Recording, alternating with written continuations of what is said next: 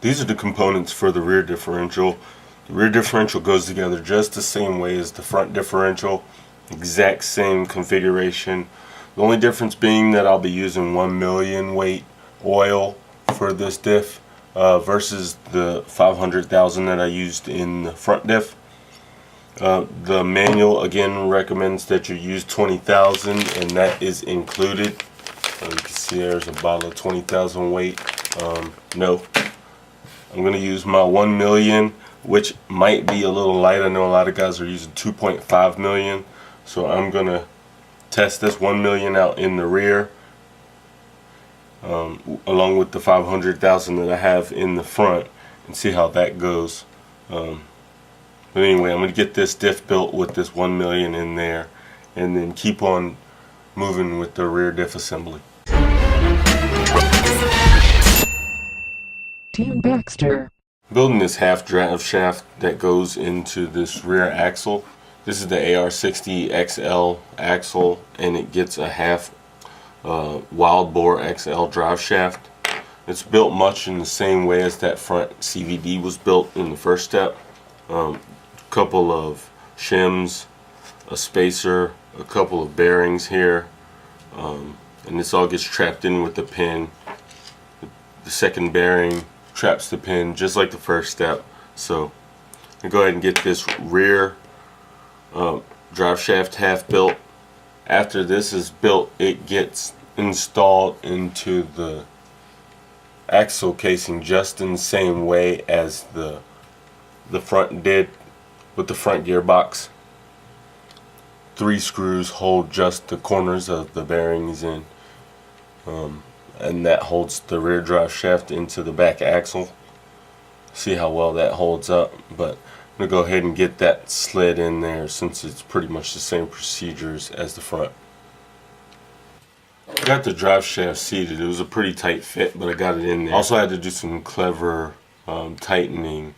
This is the longest bit I have. There's a screw down inside of this drive shaft that you have to tighten down with some thread lock. And this driver just barely makes it. My regular dynamite drivers do not make it. Don't even come close. So I had to kind of get this in there and maneuver it and twist it with the end of this. So you just need a little bit longer driver for that drive shaft there. But anyway, I got it tightened down now. Used a little thread lock, got it tightened. Now I need to put the 3 screws in there that's going to hold that drive shaft in there. I'll be lubing this up and inserting the rear diff that I've built with 1 million weight oil. Really stiff action going on in there. A lot harder to move with my fingers. Get that lubed up real well and get that diff installed.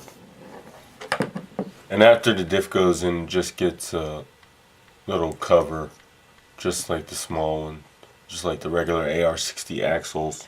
A little bit beefier, but this holds the diff bearings in. There's not two separate pieces to hold those bearings in. It's all incorporated in one piece, and slides right on down in there. So I'm gonna go ahead. That's a tight fit. I'm gonna not push that on there right now. Go ahead and get this lubed and get this diff installed. The rear axle's together, and next come the 2 drive shafts that come out of the axle. Get one on each side. Dog bone end goes in after all this stuff is installed.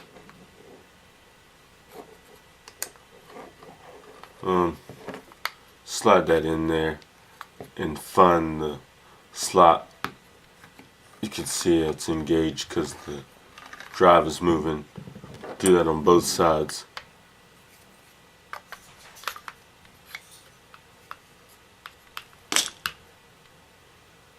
A little tight on this side.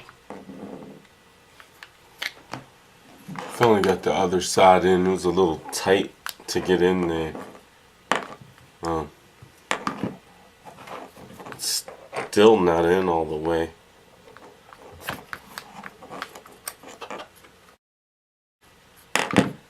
and they're just engaged. You can see the drive shaft moving on both sides. So I'm putting these two lockouts on, these monstrous lockouts, and you get two bearings, and one on each side. I'll slide them right over this end, seat it down on the ridge on both sides. See that ridge gets seated on, the bearing gets seated on. Slide that down over there. Then you get a lockout on each side, as I just mentioned. The lockout's little side goes down. Line up the holes right.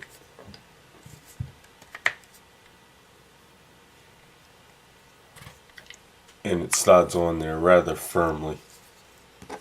Put the other one on there. Make sure that hole is lined up with the hole there. And slide it on there. And there, it's in pretty good. Drive shaft's moving. It's moving pretty freely.